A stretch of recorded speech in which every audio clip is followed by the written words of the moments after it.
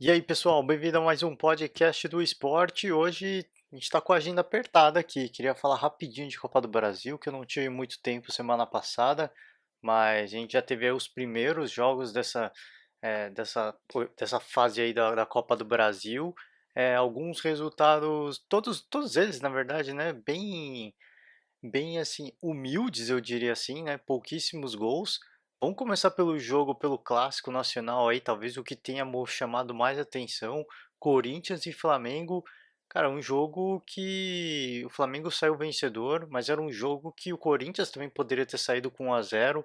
Foi um jogo, para mim, claro, o Flamengo acho que teve as chances mais perigosas, mas foi um jogo aberto, assim, foi um jogo que os dois times tiveram boas chances. O Corinthians não foi tão efetivo assim, eu diria, por isso que eu falei, o Flamengo, eu acho que as chances do Flamengo foram mais perigosas mesmo, mas assim, no geral foram dois times que é, é, tentaram o gol. O Carille até tentou uma estratégia bem ofensiva, né, escalando bastante atacante nesse time, né, ele ousou, ele realmente, eu acho que foi valente, eu acho que valeu aí a ambição aí do Fábio Carille, porque era um jogo que o Corinthians fazia em casa, precisava sair com essa vitória, porque o segundo jogo ia ser, ia ser não, vai ser no Rio, então um segundo jogo muito complicado para o Corinthians, então era muito importante sair com a vitória. Né, fato é que essa estratégia do Carille não deu certo, ele mesmo comentou, a gente pensou algumas coisas para o jogo que não deram certo, e o Flamengo acabou saindo aí num lance, cara, um lance absurdo, assim, do William Arão, foi uma baita de uma cabeçada. é, eu, eu vi a gente falando que teve erro do sistema defensivo do Corinthians, que os defensores ficaram pregados, mas eu acho que foi muito mais mérito do Bruno Henrique e do William Arão do que erro da defesa do Corinthians. Se você parar para ver o VT, o replay depois, o Henrique tá na bola, ele tá olhando para a bola, ele faz o movimento até para tirar a bola e ele fica no vácuo, né? Depois ele até olha meio perdido para ver para onde a bola foi, porque o Ilharão chegou na área assim literalmente como um elemento surpresa. Ele veio correndo, veio na corrida, o Bruno Henrique olhou para ele, só que nesse momento ele estava longe ainda, ninguém nem percebeu que ele estava chegando. Claro que isso é um erro, né? Quando a obrigação da zaga do time é observar essa movimentação, mas ele veio muito de trás, totalmente inesperado, até para quem viu ao vivo, e eu tava vendo, foi um lance bem inesperado, assim, ele subiu assim, foi meio, pô, o que aconteceu? Pô, gol, foi até o Cássio nem pulou na bola, assim, foi totalmente, cara, assim, foi um gol de muito mérito, é um gol que ele, o Arão, tá acostumado a fazer, nessa aparecer como um elemento surpresa, ganhou muita impulsão na corrida e não deu chance nenhuma, né? Depois teve alguns outros lances de muito perigo também do Flamengo, e do parte do Corinthians eu acho que é nada de muito assustador. Acho que teve uma grande defesa só, por parte do Diego, e eu acho que foi só isso, né? Depois o Jadson teve uma boa chance que ele chutou meio fraco, ele recebeu sozinho, mas ele chutou um pouquinho fraco, e eu acho que no mais, é, falei, dois times que tiveram as chances, acho que as do Flamengo foram um pouco mais perigosas, mas se tivesse terminado empatado, se o Corinthians saísse vencedor, seria um placar justo. Seria um placar bem magro, para ser bem sincero. Não foi um baita de um jogo, o primeiro tempo foi bem morno, ele começou a melhorar no segundo tempo. O Flamengo mesmo foi deslanchar lá para os 10 minutos para frente do segundo tempo, então demorou um pouco para engrenar, mas foi um baita de um resultado para o Flamengo, que agora joga em casa. O Flamengo ainda não conseguiu apresentar aquele futebol que se espera desse time, né, para ser bem sincero, e isso é uma preocupação para mim, né, porque o Flamengo perdeu agora recentemente no Campeonato Brasileiro, e aí vem uma derrota e já começa a vir pressão por parte da torcida. Então eu acho que isso é ruim, né, porque o Flamengo vem bem na Libertadores, conseguiu uma vitória importante na Copa do Brasil, aí vem uma derrota no Campeonato Brasileiro, começa a vir a pressão, e essa pressão é negativa, né? Isso sempre causa um impacto negativo, na comissão técnica, nos jogadores. Então, eu tenho lá minhas dúvidas. Eu acho que um 1-0 para o Corinthians lá no Rio é totalmente possível. E conseguindo levar para os pênaltis, o Corinthians é um time mais forte que o Flamengo mentalmente, né? Não tecnicamente, mas mentalmente, o Corinthians é um time mais forte que o Flamengo. Então fica aí a minha preocupação, né? Porque eu acho que é muito cedo. Eu já tinha falado isso. né? Quando o Abel Braga estava sendo contestado, antes do último jogo da Libertadores, que definiu a classificação do Flamengo, ele vinha sendo muito contestado por parte da torcida, perdeu até um certo respaldo da diretoria, e aí isso é muito negativo, cara. Você toda vez que tiver um revés, passar por essa mini crise, eu acho que chega uma hora que isso vai desgastando a relação do treinador, não só do treinador, com dos jogadores também. Não, e não digo o treinador e jogador, mas a relação deles com a torcida. Esse desgaste vai acontecendo, vai desmotivando todo mundo e é natural que os resultados negativos comecem a aparecer. Então, eu acho muito preocupante isso. É lógico que a torcida tem a sua expectativa pelo investimento que o time fez, né, por alguns resultados ruins que esse time do Flamengo vem acumulando nos últimos anos, mas eu acho que isso é gradativo. É uma evolução. Você faz um investimento, você faz um planejamento e aos poucos você vai colhendo os frutos, né? Isso aconteceu com o próprio Cruzeiro, se a gente pegar mais recentemente, né? Assistiu no planejamento com o Mano Menezes e vem ganhando títulos todo ano. Isso vem acontecendo com o Palmeiras também. Passou um ano em branco, o ano em que talvez o Palmeiras tenha feito as maiores contratações, gastou muito dinheiro, foi uma grande decepção, mas o Palmeiras sempre está, se não conseguindo um título, beliscando, né? Então, eu acho que isso é gradativo e precisa ter um respaldo da torcida, porque se não tiver esse respaldo, eu falei, a relação se desgasta. E isso é muito perigoso, porque usando o próprio Palmeiras como exemplo mesmo, é, houve um abalamento da relação com a torcida e o Palmeiras foi eliminado do Campeonato Paulista. Agora o Palmeiras começa a acumular bons resultados e tá de bem. A paz reina entre a torcida e o time, mas essa relação já foi muito conturbada. Isso acabou, isso leva a- a alguns problemas que acaba terminando aí, por exemplo, numa eliminação num campeonato estadual que era totalmente inesperado, né? Todo respeito aos adversários, que era um clássico paulista e tal, mas o time do Palmeiras tecnicamente é mais forte, o Palmeiras é o time mais forte do estado, assim como o Flamengo. Então, esse atrito com a torcida não faz bem a ninguém. Então é isso que me preocupa. Lógico, o Flamengo para esse segundo jogo joga em casa, é o time mais técnico que o Corinthians, né? Se quiser realmente se mostrar o melhor do seu futebol, é um time que tem tudo para sobrar. Mas eu tenho lá minhas preocupações, né? Porque o Flamengo também é, não vem rendendo da forma que esse time de que se esperava desse time, né? Oscila, às vezes faz um jogo muito bom, fica 2-3, é um jogo bem mediano, depois volta a fazer um grande jogo, então assim, me preocupa um pouco, que o momento não é dos melhores, a torcida não está dando o respaldo que esse time precisa, e isso é preocupante, né? Então, e o Corinthians não tem nada com isso. O Corinthians é um time muito frio. Eu venho ressaltando aqui no canal, venho sempre falando, esse time do Corinthians pode não ser o melhor tecnicamente, né? E o próprio cara ele tá falando isso toda entrevista. O time não vem jogando da forma que eu espero. O time não vem jogando da forma que eu espero. A gente precisa melhorar se a gente quiser, se a gente quiser sonhar com algum título esse ano. A gente precisa melhorar. A pausa da Copa vai fazer bem. Enfim, mas é um time que, apesar de não mostrar um bom futebol, é um time que, quando precisa, consegue o resultado. E 1-0 para esse time do Corinthians não é nada. Fazer 1-0, segurar o resultado e levar essa disputa para as penalidades, esse vai ser a estratégia do Corinthians, você pode ter certeza. E é bom que esse time do Flamengo inteiro tenham ciente disso. Porque tomar um gol do Corinthians pode escrever, cara, vai ser disputa de penalidades e aí vai ter que manter a cabeça no lugar. Então, é isso que me preocupa um pouco, mas segue aberto para mim, tá? Mais uma vez, Flamengo, porque o Flamengo não vem rendendo da forma que você espera. Esse time do Corinthians em mata-mata é um time que tem muita frieza, então, por mais que não venha apresentando um futebol bonito, sempre consegue um gol chorado, sempre consegue o resultado que precisa para buscar a sua classificação. Então, e a gente já tem visto isso esse ano. Então, eu acho que o olho no Corinthians é um jogo que segue aberto, apesar do Flamengo ter um baita de um resultado na mão, mas na Copa do Brasil não tem o gol fora de casa, não tem essa vantagem.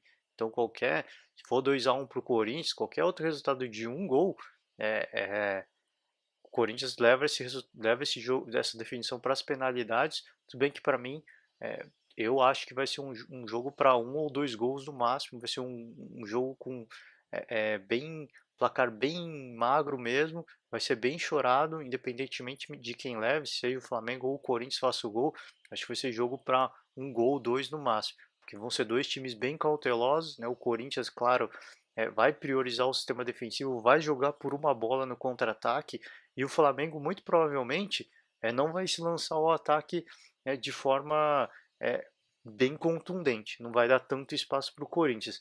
Então eu acho que vai ser um jogo a princípio bem morno, né? Talvez o Corinthians busque o resultado, se não conseguir o gol no primeiro tempo, o Carille vai mexer no intervalo, vai mudar algumas peças e esse time vai voltar rendendo mais no segundo tempo. Então, por isso mesmo que eu acho que vai ser um jogo com um placar bem magro.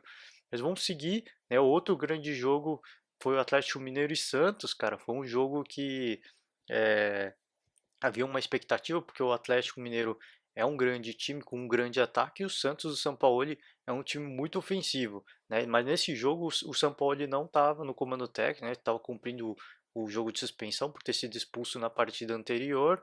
Então, os próprios jogadores do Santos, né, alguns deles falaram que o Sampaoli fez uma falta na beira de campo, né, de ver aquele cara se mexendo muito, toda vez cobrando o time, motivando o time, então sentiram um pouco de falta, né? O primeiro tempo o Santos foi melhor e no segundo tempo o Atlético Mineiro foi melhor. Foi um jogo em que cada tempo eu acho que um dos times prevaleceu e o Santos eu acho que saiu com um baita de um resultado, que as chances que o Atlético Mineiro criou foram grandes chances, né? O Atlético Mineiro perdeu uma boa oportunidade de sair com um resultado favorável, porque mais uma vez criou boas oportunidades, deu uma canseira no Santos. Então, acho que foi valente o Santos, né? Jogou com aquilo que deu. É, Fiquei um pouco decepcionado, sim, porque acabou dando muito espaço, mas esse é o time do Santos, né? Esse é o time que todo mundo vem falando. Todos os comentaristas vêm falando isso.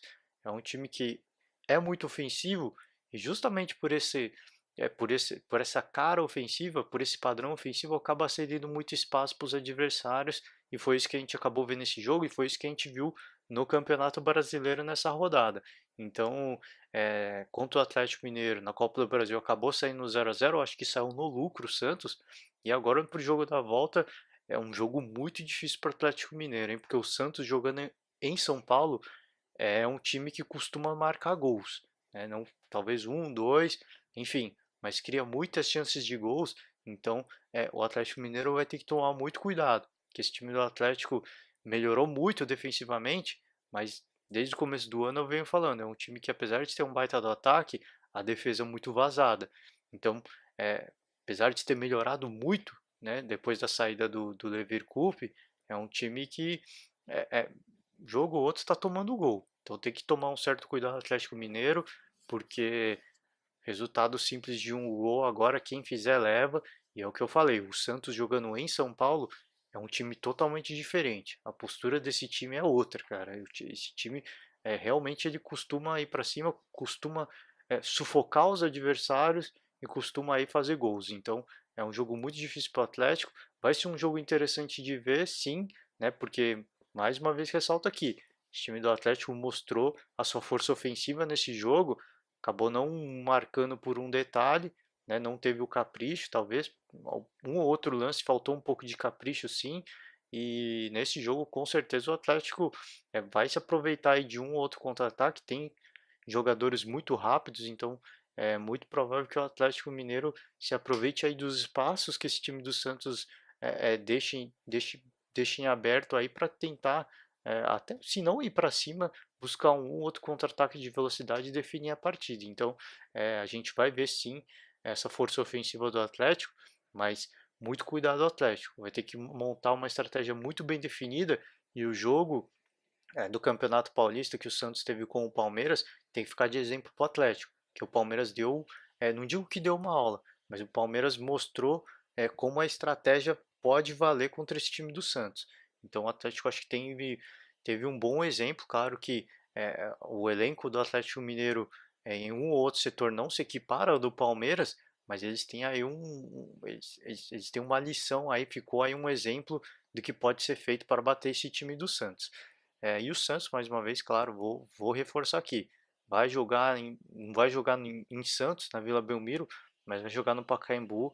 E toda vez que o time joga em São Paulo como mandante, é um time que tem uma postura bem diferente. Quando joga fora de casa, às vezes oscila, às vezes é, joga mal, o time não rende como se espera, mas quando joga em São Paulo como mandante, é um time muito forte, é um time muito perigoso. Então, olho nesse time do Santos. Falar de Fortaleza e Atlético Paranaense, que terminou 0-0, resultado que para mim foi ruim para o Fortaleza, porque eu acho que o grande trunfo do Fortaleza era ter feito o jogo lá no Castelão, né? Eu sempre venho falando aqui, é um lugar muito quente, é difícil de jogar lá, então o calor pesa muito, assim como eu falo da altitude, eu faço uma comparação com o calor do Nordeste, é muito calor, o cansaço vem mais rápido, sede, enfim, o Fortaleza perdeu uma grande chance de pelo menos sair com uma vantagem, e é o que eu falei, eu acho que o resultado é ruim, porque o Atlético Paranaense na Arena da Baixada, jogando em casa, é um time muito difícil de ser batido. É muito complicado de bater esse time titular do Atlético Paranaense lá. Então, eu vejo o Atlético, pelo menos para esse jogo, eu vejo o Atlético um pouquinho mais favorito. Talvez, dentre todos os jogos que aconteceram da Copa do Brasil, acho que esse é o time que tem um pouco mais de favoritismo do que os outros, né? Do que as outras partidas. O Atlético, eu acho que é muito mais favorito agora, justamente porque esse primeiro jogo foi 0-0. E o Atlético jogando na Arena da Baixada é um adversário muito indigesto. Então vai ser uma partida muito difícil. O Rogério Ceni é um bom técnico, é um bom estrategista. Ele vai ter que bolar alguma coisa, ele vai ter que sair do padrão. Porque esse time do Fortaleza é um time bem montado, é um time que é ofensivo. E justamente por essa ofensividade, assim como o Santos, assim como o Fluminense, às vezes acaba tomando muitos gols. E esse time do Atlético não deixa barato. É um time que é cirúrgico. Se o Fortaleza der uma ou duas chances, esse time do Atlético vai aproveitar e vai marcar.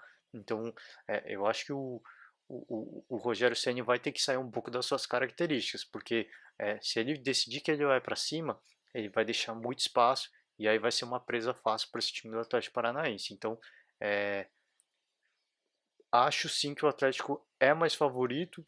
É um jogo difícil, claro, é jogo de mata-mata, mas é, acho que o Fortaleza vai ter uma parada duríssima e se quiser sair com essa classificação vai ter que ser guerreiro. Eu acho que vai ter que sair um pouco da sua característica e sair sem só que isso é um problema, né? Sempre sair da sua característica é complicado, porque aí o time não rende da forma como se espera. Então, é preocupante, mas eu acho que, claro, tudo é possível. Segue em aberto. O primeiro jogo foi 0-0, uma vitória simples do Fortaleza dá a classificação. Então, é, vamos ficar de olho, né? Porque o Fortaleza teve uma grande partida agora no Campeonato Brasileiro, então é um time que está com confiança lá em cima e é um time que, apesar de não estar bem na tabela do Brasileirão, é um time que a gente tem visto, é um time que joga certinho, é um time que joga para frente.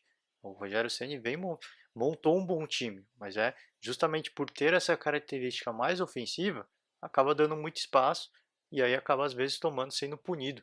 Então, obviamente, até pelo um pouquinho de falta de qualidade, cria muitas chances e às vezes não acaba marcando, né? Nesse jogo, por exemplo, também o Fortaleza teve algumas chances. Eu acho que foi um jogo parelho, claro. Os dois times, assim como eu falei do jogo do Corinthians, do Corinthians e do Flamengo, era um jogo que tanto o Fortaleza quanto o Atlético Paranaense poderiam tranquilamente ter saído com 1-0 do placar.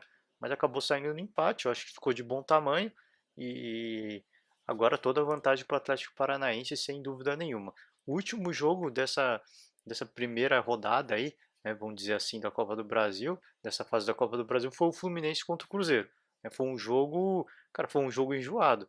Foi um jogo que o Fluminense, eu acho que o Fluminense, eu não digo que dominou a partida, mas eu digo que o Fluminense jogou melhor, né? Foi para cima, criou, não conseguiu, cara. Sofreu muito o Fluminense, criou muitas chances, não conseguiu converter nenhuma e aí acabou sendo punido, né? A única chance que o Cruzeiro teve, o Pedro Rocha foi lá, fez o gol e aí depois o Fluminense foi atrás, buscou, acreditou e aí no sufoco, né, conseguiu aí já nos acréscimos um golzinho chorado do João Pedro, então acabou coroando aí um pouco essa essa essa entrega desse time do Fluminense, né? Que, rodada, vamos combinar, cada jogo que passa esse time do Fluminense vem melhorando, é um time que joga com uma característica bem parecida com do Sampaoli, que gosta de ter a posse de bola, que gosta de sufocar o adversário, e o Cruzeiro for cirúrgico, né? É aquilo que eu falo, às vezes a estratégia do Mano Menezes foi essa, justamente por jogar fora de casa. Os caras vão vir para cima, tem essa característica, então a gente tem que ser cirúrgico. A uma bola que a gente tiver, a gente tem que ir para cima e tem que fazer. E o Cruzeiro fez, a parte dele acabou, né? Um erro defensivo acabou tomando empate. Eu acho que isso não diminui nada a vantagem do Cruzeiro. O Cruzeiro é o atual campeão, é um time que eu venho ressaltando assim. Aqui, assim como o Corinthians, ele é muito forte mentalmente em torneios de mata-mata. O time do Cruzeiro, para mim, é mais favorito que o Fluminense. Eu digo que o Cruzeiro só não é tão favorito que a fase do Cruzeiro recente não é muito boa. Né? Vem vivendo aí uma sequência de 2, 3 jogos de resultados muito ruins. Então vem oscilando muito nesse momento agora do ano. Não só falando de Campeonato Brasileiro, mas de Libertadores também, e agora a Copa do Brasil. É um time que não vem conseguindo manter a regularidade, vem oscilando bastante. Então, por isso que eu não digo que o Cruzeiro é muito favorito. Mas, claro, joga em casa, é um leão de mata-mata, então vai ser muito difícil para o Fluminense. O Fluminense vai ter que jogar, vai ter que se entregar de corpo e alma se quiser levar essa classificação, porque é uma partida bem difícil, bem complicada. Fluminense, mais uma vez, um time que gosta de ter a posse de bola, um time que tem uma característica bem ofensiva, e se tomar essa postura contra o Cruzeiro lá no Mineirão, vai acabar sendo punido. Que o Mano Menezes não vai ter vergonha nenhuma de mandar o time recuar e jogar no contra-ataque e matar o jogo em uma ou duas bolas. Então, o Fluminense vai ter que ser muito cauteloso. Eu estava assistindo o jogo aberto hoje e o Denilson falou uma coisa que eu também concordo, né? Quando ele estava falando do São Paulo e do Santos, é, cara, muda o jeito de jogar. Tudo bem que você gosta de jogar para frente, gosta de ser ofensivo, mas cara, você tomou 2-0, muda um pouco o jeito de jogar. Não tem demérito, não tem vergonha você recuar o time para evitar uma goleada.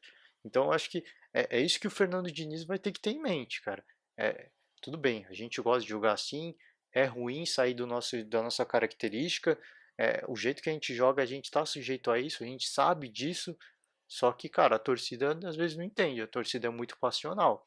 Então o Fluminense eu acho que não tem demérito, não tem vergonha, né, em decidir que, cara, em certos momentos do jogo a gente vai administrar. A gente gosta de ter a posse de bola, então a gente vai ficar tocando bola no nosso campo. Se o Cruzeiro quiser que venha para cima e a gente vai fazer a nossa parte.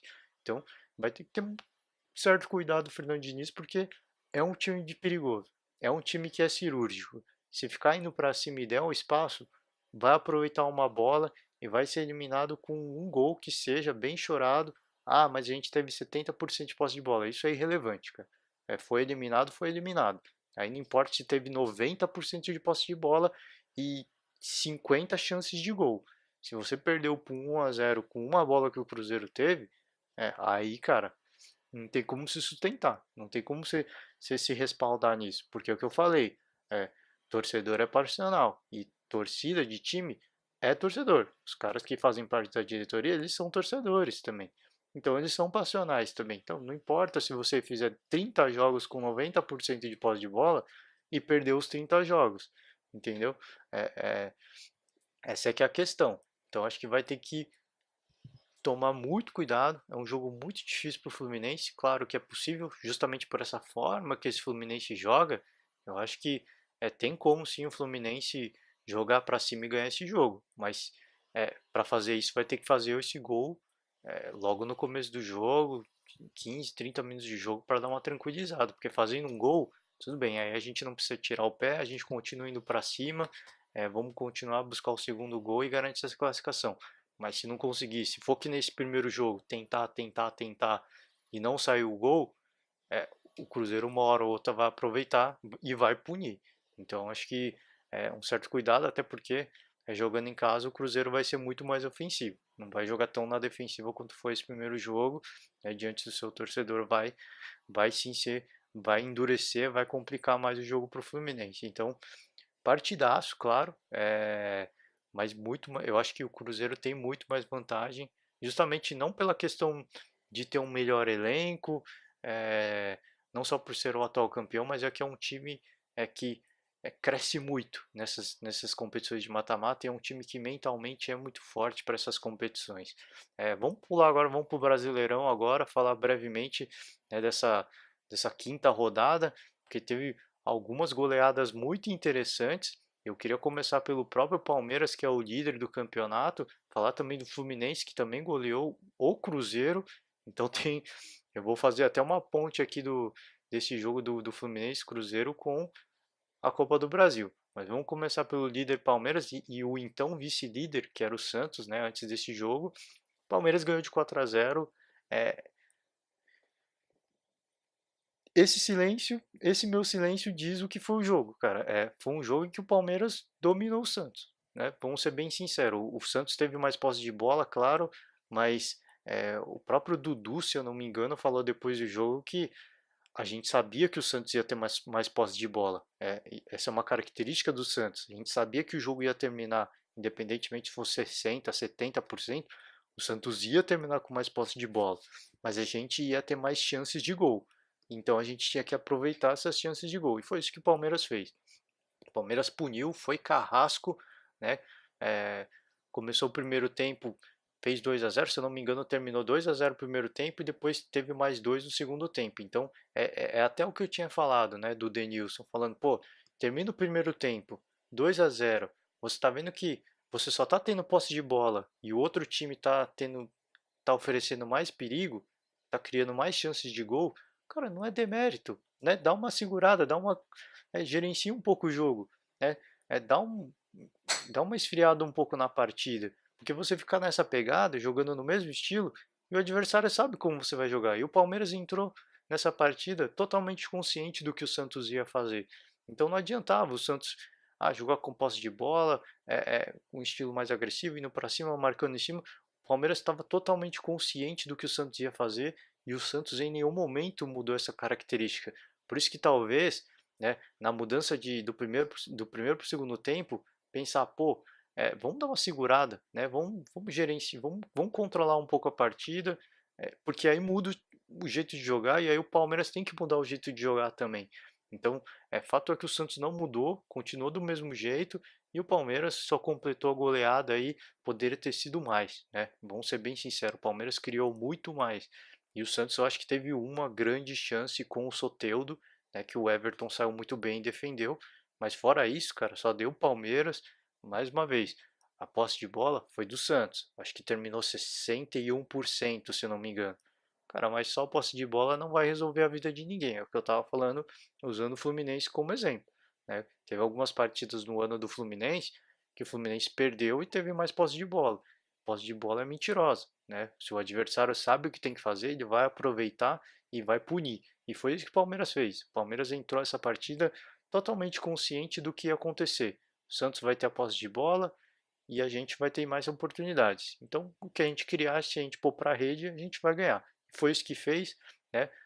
O Santos enfrentou a melhor defesa do campeonato, foi presa fácil tanto do ataque quanto da defesa do Palmeiras. E aí, vida tranquila para o Palmeiras, porque o Santos não mudou o seu jeito de jogar, continua jogando do mesmo jeito. O Palmeiras estava com a estratégia de jogar naquele estilo de jogo, e aí se manteve tranquilo a partida inteira, terminou 4-0, poderia ter terminado 5, poderia ter terminado 6, acho que ficou até barato para o Santos, então eu acho que fica aí também uma lição, né? Eu usei de exemplo, falei já um pouquinho quando eu estava falando da Copa do Brasil, mas ficou uma lição, cara, assim, você tem o DNA ofensivo, ok, isso é legal, é o futebol mais bonito do país, né? Eu acho que é bacana isso, eu acho que o futebol ganha com isso, mas eu acho que não tem demérito, né? Vez ou outra vamos tirar um pouco o pé, vamos mudar o jeito um pouquinho, que a gente confunde o adversário. Quem sabe aí a gente não consiga encontrar os caminhos, né? Até para um gol de honra, um empate, enfim. Mas eu acho que esse é o caminho, né? Bem, jogar para cima é legal. A gente tem visto isso para o próprio Santos ao longo de todo esse ano. É um time que, por esse DNA ofensivo, às vezes goleia e às vezes toma goleada, e dessa vez acabou tomando goleada. Então, eu acho que tem como encontrar um meio termo, né? E eu acho que isso com a Dinição foi um baque muito duro para o próprio Sampaoli, porque sim, tinha tomado algumas goleadas no ano, mas não foi contra um rival, né? E perder um clássico de 4-0 é sempre mais pesado, a torcida sempre pega no pé. Vou sempre repetir aqui, a torcida é muito passional, cara. Por mais que o time tenha jogando bonito, tenha, pô, destaque do campeonato, o futebol mais bonito do Brasil, legal. Mas perder de 4-0 de um rival estadual é sempre, o baque é sempre mais pesado e a cobrança sempre é mais forte. Então acho que ficou de lição para o São Paulo, e o São Paulo já tem mostrado para a gente esse ano que é um cara que vem tomando paulada e ele vem aprendendo, né? Tomou algumas goleadas, melhorou, e depois teve, eu acho que ele sofreu um pouco por conta das viagens, né? Brasil, viagens são muito longas para outros estados, eu acho que ele aprendeu também a rodar esse elenco. Então, eu acho que essa vai ser uma lição importante que o São Paulo, uma lição importante que o São Paulo levou e que ele vai tirar coisas muito positivas disso. Então, eu acho que com certeza a gente pode esperar que no futuro aí muito dificilmente a gente vai ver um placar desse acontecer num clássico contra qualquer outro rival paulista. Mas é bacana isso, eu falei, eu gosto do Santos desse jeito que joga, mas eu acho que dá para encontrar um meio termo, né? Se quiser sim sonhar, claro que o Santos não tem nada perdido, né? Eu acho que o Santos continua assim como um dos fortes candidatos ao título nacional, sem dúvida nenhuma, mas o grande ponto é que o Palmeiras segue implacável, né? Segue jogando de forma é, milimétrica, assim, tá jogando como tem que ser jogado. Então vai ser muito difícil, né? Você arrancar um ponto do Palmeiras ou esperar que o Palmeiras perca pontos. Então, por isso que eu falei, precisa encontrar o meio termo, porque o Santos ainda joga uma segunda vez contra o Palmeiras e aí sim como mandante. Então é esse jogo que o Santos tem que pensar em tirar pontos do Palmeiras. Ah, tá longe, tá longe. Mas é o que eu falei, tem um bom tempo aí para aprender essa lição, para encontrar esse meio termo, porque o Felipão já mostrou, né, acabou de mostrar e vem mostrando já nesse último mês pelo menos, que vem sendo um mestre da estratégia. É um cara que ele vem para cada partida, ele não mexe muito no seu elenco, claro, ele vem insistindo no seu elenco principal, agora sim se no ano passado a gente não podia falar muito bem se tinha um time titular, se tinha um time reserva, esse ano o Palmeiras tem sim um time titular e é um time muito forte. É um time que é esse time aqui que está liderando o Campeonato Brasileiro. Então o Felipão encontrou esse time, ele vem insistindo nesse time e, e vez ou outra, qualquer que seja o adversário, ganhou do Internacional, agora ganhou bem do Santos, vem mostrando que vem se mostrando um mestre da estratégia sim o Felipão. Então, é, por isso que eu estou falando do Santos, né? Tomar um certo cuidado, porque vai fazer grandes partidas, vai continuar ganhando, vai continuar mostrando um belíssimo futebol, mas quando jogar contra esses times que estão no topo da tabela, vai ter que tomar um certo cuidado, porque são times que estão brigando pelo título também. São times que têm tanta qualidade ou mais, né, que o seu time. Então tem que tomar certo cuidado, precisa encontrar um meio termo. É, seguir agora, né, o Atlético Mineiro agora é o novo vice-líder, acabou ganhando do Flamengo e esse é o jogo que eu falei que é, essa derrota do Flamengo já trouxe o Abel Braga de volta aí a, a Berlinda, digamos assim, né, por alguns torcedores, né. É, Cara, eu não entendo de verdade. Era um jogo fora de casa. Tudo bem que o Flamengo teve boas chances, né? O Atlético Mineiro fez o primeiro gol, golaço. Flamengo também mais um golaço. E aí o Atlético Mineiro conseguiu o 2-1 com mais um golaço, né? Do Ceará. Né? Cara, foi um baita de um golaço, cara. Foi um gol totalmente sem ângulo, foi impressionante. Mas foi os jogos dos três golaços. O Flamengo, o Vitor fez uma defesa impossível, né? Então, poderia ter terminado aí até com um, um 2-2 do placar. Mas o Galo saiu melhor. Se saiu melhor, é o que eu falei, o Galo vem melhorando defensivamente, né? Também contou aí com as graças do Vitor, que é um grande goleiro, mas é um jogo que o Flamengo poderia ter saído com um empate. Eu acho que a frustração da torcida ficou justamente porque poderia ter saído com esse empate, né? Mas é um jogo, que eu tô falando, é um jogo fora de casa, né? Então, você não pode achar que o seu time vai ganhar de outro candidato do título fora de casa, né? Então, por isso que eu tô falando, por isso que para mim não faz sentido essa cobrança já de novo em cima do Abel. Ah, perdeu, vamos cobrar. Cara, você jogou fora de casa, né? Jogou em Minas Gerais contra o vice-líder, né? Contra o atual vice-líder. Então, cara, é uma derrota que é esperada, é uma derrota que é esperado que entre para conta. Então, eu acho que não tem motivo para desespero. Para o Atlético Mineiro mais uma vez se recuper, fala de Atlético Mineiro se recuperou, né, da última derrota e parece que nem sentiu, claro, foi um erro de percurso, né? Acabou perdemos para o líder do campeonato, time que jogou muito bem, que eu falei do Felipão Messi da estratégia, foi para Minas Gerais, jogou da forma como tinha que jogar, e aí o Flamengo vai para lá e acaba sendo presa do Atlético Mineiro. Presa não, porque é, jogou, para mim jogou até de igual para igual, poderia ter conseguido sair com empate, mas o importante que fica pelo menos do Atlético Mineiro é que é um time que está com a confiança lá em cima ainda. Essa derrota para o Palmeiras não abalou e segue firme, segue na cola do Palmeiras, segue jogando muito bem, time que vem dando a resposta. Então, isso é bacana e vamos seguir. Para o Flamengo, né? Deixa eu falar rapidinho de Flamengo de novo. Eu acho que não tem motivo para crise. É claro que vem a frustração, vem a decepção, mas eu acho que o time do Flamengo precisa do apoio do torcedor. É um time que, assim como o torcedor, parece que é um time que é muito passional. Ele é muito movido pelo, pelo impulso da torcida, pelo embalo da torcida. Então, se essa torcida embalar esse time, é um time que vai ser muito difícil de segurar. Então, a torcida precisa desse embalo, precisa dessa força, porque é um time que parece que quando a torcida apoia, eles crescem, né? Eles sentem aquele calor e eles crescem. Então, a torcida precisa dar esse apoio, porque se começar a cobrar de novo, aí é o que eu falei, a relação vai desgastando, vai desgastando. Vai chegar na hora que vai chegar num ponto irreversível. Então, calma, tudo bem, faz parte, torcedor passional, ok. A gente queria que o time ganhasse, perdeu, mas faz parte, cara. Você perdeu um candidato ao título. Então, muita calma nessa hora, vamos apoiar, porque o time é forte, o time tá bem, né? Talvez tá em nono no Campeonato Brasileiro. Tudo bem, cara. Ainda é possível, né? Ainda é possível. Tá no comecinho, né?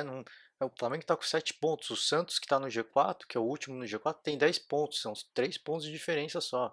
Então calma, tem muita coisa para acontecer. Tá bem na Libertadores, tá bem encaminhado na Copa do Brasil. Vamos dar o apoio que o time precisa. Que esse time precisa que consiga se classificar com tranquilidade nas outras competições e fazer um bom campeonato brasileiro também. Claro, o torcedor sonha com todos os títulos, mas todos os títulos, falar em todos os títulos em Brasil é algo muito surreal, é algo muito praticamente impossível, não só pela rivalidade, não só pela competitividade, mas por toda a questão do desgaste de viagens, as viagens são muito longas, é, para ir para o Nordeste é tão longe quanto para ir, por exemplo, para o Chile, então são viagens muito longas, são muito cansativas, por isso que é tão difícil esse sonho aí de ganhar todos os campeonatos, tá? Toda a torcida sonha, mas eu acho que é muito sonho mesmo, essa é a palavra, é muito sonho, cara, tem que ter os pés no chão, né? O que a gente quer? A gente quer Copa do Brasil? A gente quer Libertadores? Então veio uma derrota contra um candidato ao título, cara, sem crise, faz parte, né? Isso está no cronograma, isso é esperado, isso é passível de acontecer. Vamos seguir, falar de São Paulo, que acabou empatando com o Bahia, resultado um pouquinho ruim para o São Paulo, porque jogava em casa, um pouquinho inesperado. O público lotou o Morumbi e o São Paulo acabou com resultado muito ruim. Um jogo que, deixa eu me recordar aqui o que aconteceu. Teve um jogo em que uma jogada em que o Lisieiro se machucou. É um jogo, um lance que para mim interpretativo, né?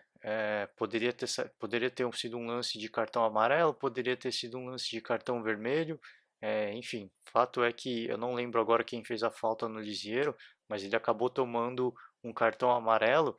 E isso gerou uma repercussão depois na expulsão do Toró. O Toró fez uma falta no goleiro do Bahia, no Douglas, e ele deu um pisão e aí o árbitro acabou expulsando o Toró. E aí gerou toda uma discussão por conta do critério que o juiz usou, né? Porque contra o Liseiro foi um pisão também, né? O Liseiro saiu de campo, cara, você vê, procurei uma foto depois, o tornozelo dele virou quase o tamanho da bola de futebol, cara. Ele saiu com o tornozelo totalmente inchado, foi uma entrada criminosa. Enfim, que eu falei, passível de tanto de amarelo quanto de vermelho, mas era um lance tão parecido quanto o que aconteceu com o Toró. Eu acho que ele não usou o mesmo critério. Claro, a expulsão foi justa na minha opinião, mas eu acho que o que fica de reclamação, e eu acho que é válido por parte do São Paulo, é o critério que foi usado. Se ele usou um critério para um, tem que usar para o outro. Tanto que ele até usou o mesmo critério. Ele chegou a dar um amarelo para o Toró, e aí depois ele foi lá revisar, viu no monitor da árbitro de vídeo e ele depois acabou expulsando o Toró. Então ele não usou o mesmo critério. Eu acho que isso que ficou de negativo, acho que isso que ficou de reclamação por parte do torcedor São Paulino e que eu concordo em partes, né?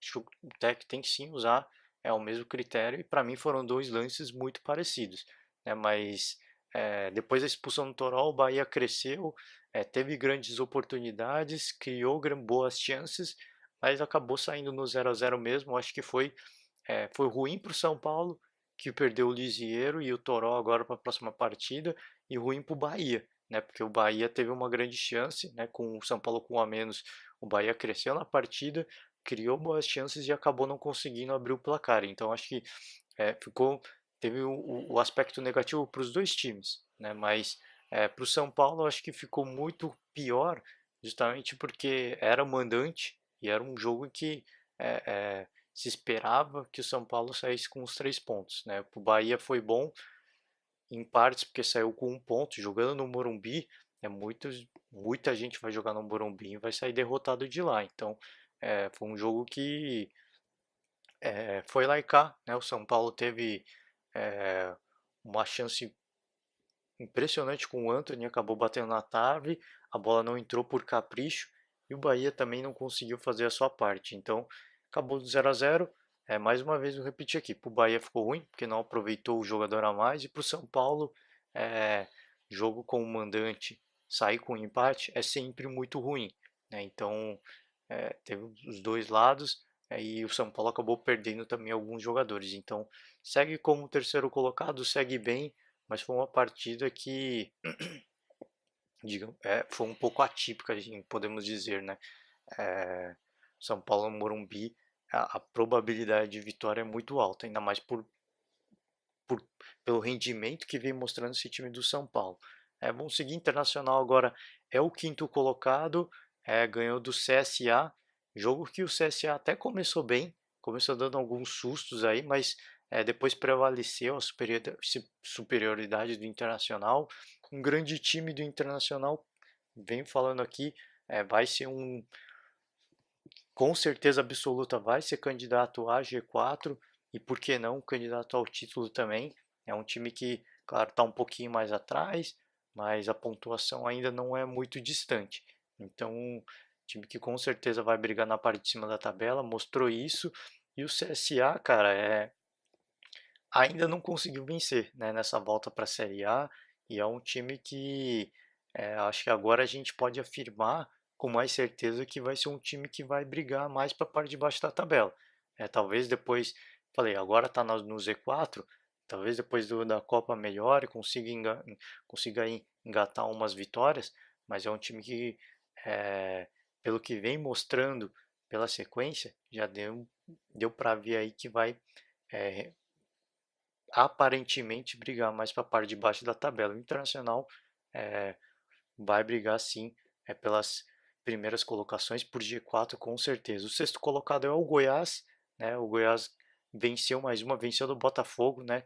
Tirou um pouco esse embalo do Botafogo. O Botafogo que vinha embalado, tinha 3 vitórias seguidas e acabou sendo surpreendido aí pelo Goiás. Bom resultado para o Goiás, jogava em casa no Serra Dourada, então é, não digo que tinha obrigação, né, mas sempre jogando como mandante se espera uma vitória e o Goiás fez a parte dele, acabou vencendo o Botafogo. Para o Botafogo que vem na sequência, é o sétimo colocado, acho que não tem nada de desespero, não tem nada perdido, é, acho que segue o planejamento, o time que embalou, teve uma derrota agora, fora de casa, é esperado, né, sempre jogos fora de casa, eu acho que é, é, a derrota é possível, a derrota é muito possível de acontecer, então, tirando talvez o Palmeiras, que tem sido um, um grande tem sido um grande adversário, tanto jogando em casa quanto fora de casa. Tem sido um adversário, um visitante indigesto. Acho que tirando o Palmeiras, todos os outros, por enquanto, jogar fora de casa, a derrota é o resultado esperado. Né? Falar de Corinthians agora, Corinthians ganhou do Atlético Paranaense lá na Arena da Baixada, um jogo que o Atlético entrou com todos os reservas aí, e o Fábio Carilli até falou, essa opção do Atlético por entrar com o time reserva é, aumentou a nossa responsabilidade. E o 2-0 foi um pouco mentiroso, porque o Corinthians saiu na frente, é um baita de um cruzamento do Jadson, o Wagner Love foi muito feliz com a cabeçada, e aí depois o Atlético cresceu na partida. O Atlético foi tentando, o Casco fez grandes defesas, dois gols impedidos do Atlético Paranaense, dois gols bem impedidos, né, diga-se de passagem, deixar claro aqui. É, e aí depois acabou sendo punido, né? Tentou, tentou, tentou, não fez. O Pedrinho acabou fazendo o gol, gol de cabeça, meio estranho, né? Porque foi bem estranho mesmo. O zagueiro perdeu ali a disputa com o Pedrinho e deu uma cabeçada assim, meio xoxa, encobriu o goleiro e fez o gol. Então, é, apesar do placar que foi um placar expressivo, 2-0 contra o Atlético Paranaense na Arena da Baixada, foi meio mentiroso. Que entre o primeiro e o segundo gol do Corinthians, o Atlético teve todas as chances do mundo para fazer um, dois, três, até quatro gols. Então não foi efetivo, acabou não conseguindo o resultado, mas assumiu o risco. Né? Jogou com o time reserva, acabou assumindo o risco e o Corinthians, mais uma partida que não foi brilhante, mas que conseguiu o resultado. Por isso que eu estou falando, por isso que quando eu falei do Corinthians em Copa do Brasil, eu falei, é um time que não é brilhante, é um time que não vem jogando muito, mas que quando precisa ele consegue arrancar o resultado do adversário. E foi assim, foi isso que aconteceu. O Corinthians aproveitou bem as chances que teve e acabou punindo o Atlético Paranaense. Um bom resultado, um ótimo resultado, dicas de passagem, tá? Porque vencer o Atlético Paranaense lá para qualquer adversário vai ser uma das tarefas, eu acho que mais difíceis. Eu acho que talvez eu não digo nem dois times, eu acho que talvez só mais um time nesse campeonato todo vença o Atlético Paranaense lá, porque é sempre um jogo muito difícil vencer o Atlético lá. O Atlético jogando em casa, talvez seja um dos mandantes mais efetivos do campeonato. Então, tem que parabenizar o Corinthians, tem que curtir essa vitória, porque foi muito importante. Nessa sequência, Flamengo, falei rapidinho. Tô ficando um pouco rouco agora, galera. Peço desculpas aí, um pouco inesperado, mas vou tentar seguir aqui. Vou tentar um pouco sem voz, mas vou tentar dar sequência. O Atlético Paranaense é o décimo, o Bahia é o 11º, falei aqui. O Ceará venceu do Grêmio, cara. O Ceará é o 11º, 12º, venceu do Grêmio, hein? 2-1 Ceará, é mais uma derrota do Grêmio. Esse time do Ceará é, não encantou, digamos assim, mas vem fazendo a parte dele, né? Vem fazendo o que precisa. É, mais uma vez, não vem encantando, mas vem fazendo, vem complicando a vida dos seus adversários quando joga lá no Castelão. Então, é, já falei, vou ressaltar aqui, tanto para Ceará, quanto para Fortaleza, quanto para CSA, jogar lá no Nordeste vai ser uma tarefa dura. E o Grêmio sentiu essa dificuldade. O Ceará fez os seus 2-1, o gol do Grêmio conseguiu um golzinho aí, golzinho de honra, mas mais uma derrota do Grêmio que ainda não embalou. E o Renato Portaluppi, depois do jogo, deu uma entrevista e falou: eu não estou preocupado. Alguém aí tem dúvida de que o Grêmio vai subir? Olha, eu não tenho dúvida de que o Grêmio vai subir. O Grêmio não tem time para estar no Z4, isso eu tenho certeza absoluta. Mas é um time que com certeza eu já agora já tenho minhas dúvidas se briga até por G4, né? Porque vem perdendo muitos pontos, né? Em sequência, a gente já está na quinta rodada, né? E o Grêmio ainda não venceu no Campeonato Brasileiro. Então eu começo a ter as minhas dúvidas se esse time do Grêmio vai conseguir brigar até por G4, que vai subir, eu tenho certeza. Eu acho que o Grêmio, nesse momento, para mim, briga por Sul-Americana só. Não briga nem por G4. Time que vai subir, concordo com o Renato. E ele é um cara que eu dou muita moral. Quando ele fala que o time dele vai subir, eu acredito, cara. Eu não acho que é arrogância, eu não acho que é prepotência, não. É um cara que conhece o cara que conhece o time, conhece o elenco, ele sabe motivar o elenco, sabe pilhar esses jogadores, e ele vai virar essa chave. Tenho certeza absoluta disso. Eu acredito no que ele está falando. Só que são muitas rodadas perdendo pontos. E os adversários que vão brigar por G4 estão pontuando. Então por isso que eu tenho já minhas dúvidas se esse time do Grêmio briga por G4. Porque o time do Grêmio ainda disputa a Libertadores e disputa a Copa do Brasil. Então, além do Brasileirão, vai dar atenção para duas outras competições importantes. Então, o G4 para mim pro Grêmio, eu já coloco em xeque. Né? G6, acho que ainda é possível. Mas G4 eu já coloco as minhas dúvidas, eu acho muito difícil pela quantidade de pontos que o Grêmio está deixando passar nesse início de campeonato. Né?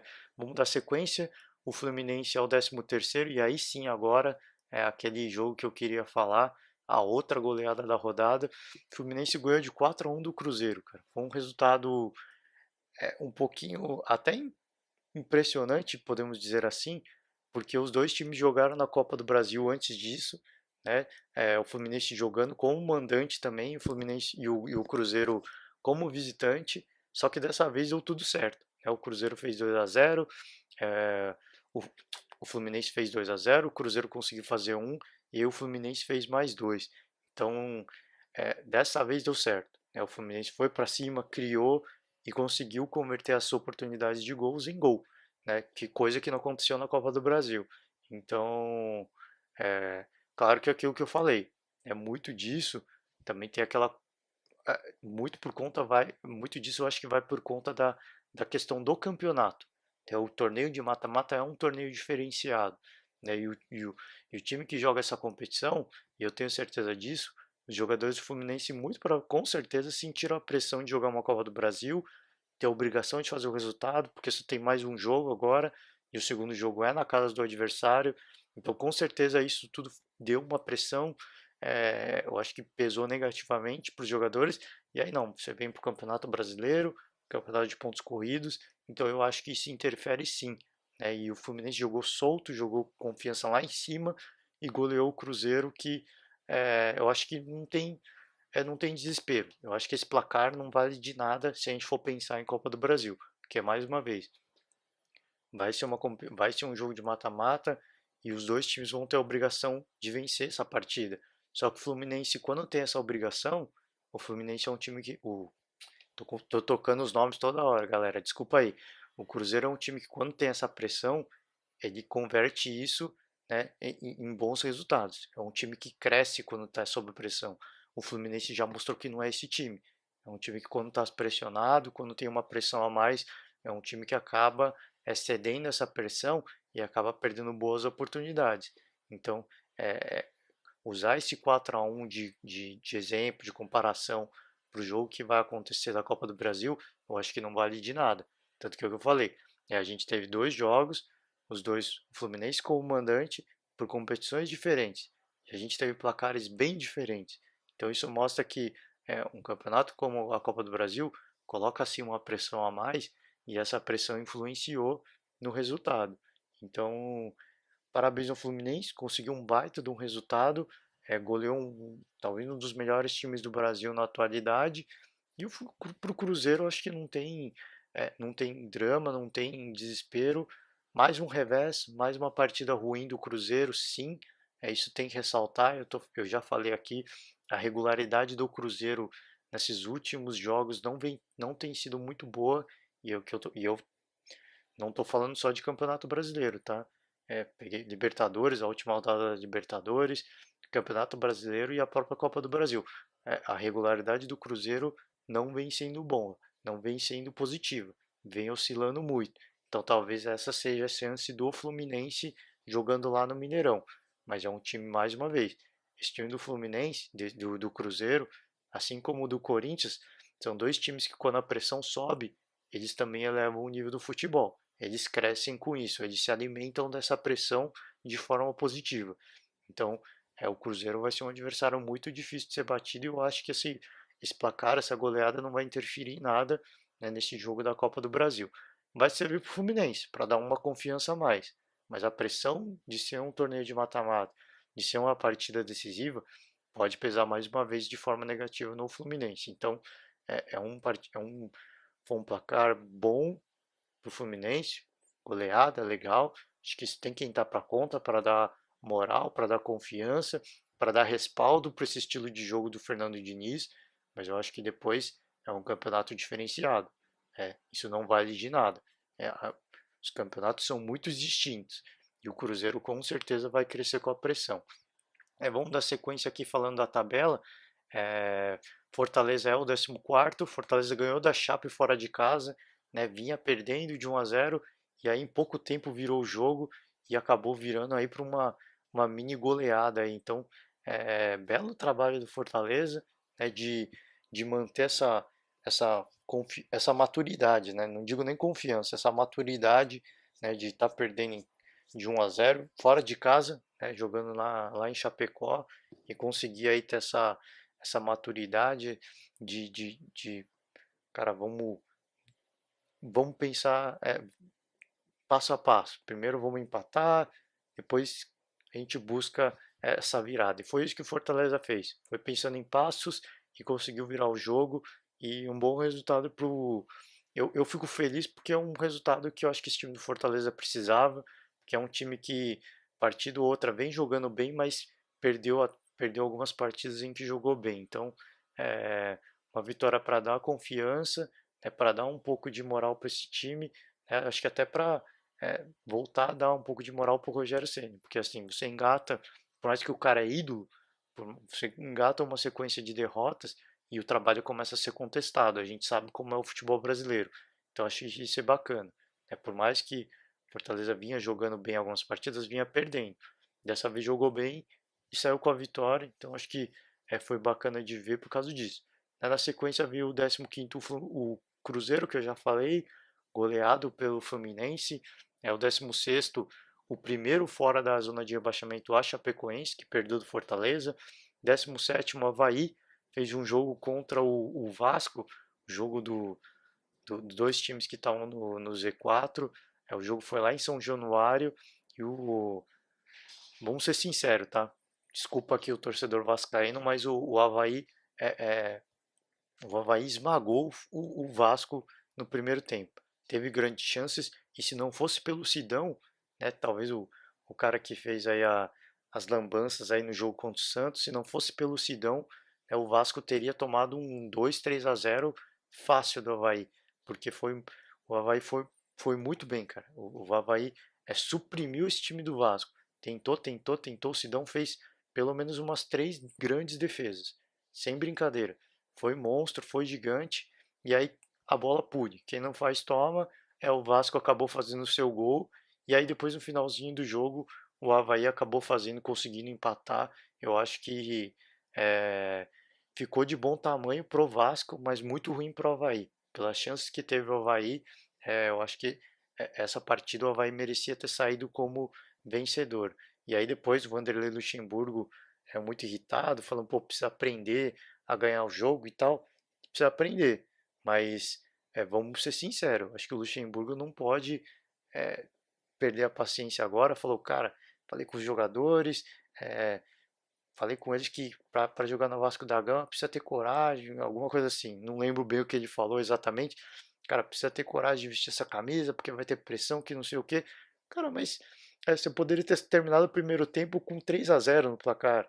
Então acho que esse 1-0 ficou de bom tamanho. Sem brincadeira, o Vasco ter saído com 1-0 no primeiro que o Avaí, eu acho que já foi de bom tamanho. Então, decepcionante para o Avaí, eu acho que pelas oportunidades criadas, eu acho que ficou bom para o Vasco, segue na lanterna, eu acho que vem justificando esse momento muito ruim do Vasco, eu acho que se está na lanterna está por um motivo, e eu acho que é justificável sim estar na lanterna nesse momento, porque não vem apresentando um bom futebol, vem devendo muito, E o Vasco teve até a chance de abrir 2-0. É uma chance incrível, acho que se não me engano, do Felipe Bastos. O cara tava embaixo, tava praticamente sozinho a queima-roupa, e ele chutou por cima do gol. Então, teve a chance, não aproveitou. Acho que o desabafo do Luxemburgo é válido, mas eu acho que calma lá. Era uma partida que o Vasco poderia ter perdido tranquilamente de 2, 3 gols do Avaí, sim, sem nenhuma cerimônia. Sem, eu acho que 1-1 foi muito ruim para o Avaí pela quantidade de chances que teve. Parabenizar o Sidão pelo partidaço, porque se não fosse por ele, o Vasco teria saído aí teria tomado pelo menos os 2 gols no começo do jogo. Então, o Avaí é o primeiro time primeiro time na zona do rebaixamento. CSA vem na sequência, o Grêmio é o vice-lanterna e o Vasco da Gama é o lanterna. Então, não vejo uma solução, uma saída rápida do Vasco dessa zona do rebaixamento. Vai ter que aproveitar. Eu acho que até a parada da Copa é potencialmente o time que vai ficar assim na lanterna. é, e vai ter que aproveitar bem essa parada, o Luxemburgo, para trabalhar com esse elenco, restabelecer a confiança, tentar estabelecer um padrão de jogo mínimo para esse time conseguir aí algumas vitórias e sair dessa situação, porque já falei aqui, a gente já viu esse time do Vasco jogar mais, né, no Campeonato Carioca com o Alberto Valentim. Ah, mas era um campeonato estadual, os adversários eram um pouquinho piores, mas a gente já viu, por exemplo, esse time do Vasco fazer um partidaço contra o Santos na Copa do Brasil. Então, não tem desculpa. É um time que pode jogar mais, mas que não vem conseguindo. Então, o Vanderlei Luxemburgo vai ter muito trabalho para colocar esse time nos trilhos, um time que pode render sim, mas que não vem rendendo. E é totalmente justificável estar na lanterna nesse momento. E acredito eu que vai se manter até a parada da Copa, porque o Vasco não mostra qualquer reação, não esboça qualquer reação de que pode sair dessa situação, pelo menos num curto período. Então, ainda bem que tem essa parada da Copa América e tem que aproveitar bem esse momento para tentar reestruturar o time. Acho que é isso aí, gente. Estou um pouquinho rouco, não sei se está dando para entender, mas tentei resumir aqui brevemente. Fica o meu convite mais uma vez. Quiser que eu fale de outro campeonato, a gente teve aí campeões europeus. Quiser que eu fale um pouquinho de outro time, tá na Série B, enfim, comenta aí embaixo e aí eu venho no próximo podcast, comento um pouquinho, beleza? Valeu, galera. Obrigado e até a próxima.